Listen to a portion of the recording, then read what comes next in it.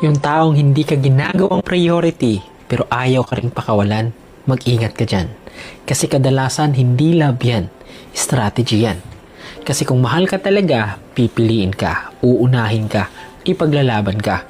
Pero siya, ayaw kang iwan, oo, pero ayaw ka ring piliin. Binibigyan ka niya ng just enough para hindi ka umalis, pero hindi sapat para maging masaya ka. Kaya kapag kailangan ka niya, laging nandyan. Pero pag ikaw na ang may kailangan, ang daming dahilan. Kasi may oras siya para sa iba, pero wala sa'yo. Hindi ka niya mahal. Komportable lang siya kasi nandyan ka. At ang pinakamasakit, ginagawa kang spare parts. Hindi man main road, pahinga lang, backup, option, hindi priority. Kaya tandaan mo to, hindi ka sinusuyo, tinatali ka lang. Hindi para mahalin, kundi para siguraduhin na may babalikan siyang tao kapag wala nang nag-work sa iba. Hindi love yan. Security blanket ka lang.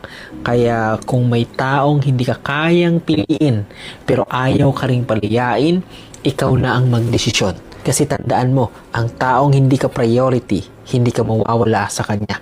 Pero ikaw ang unti-unting mawawala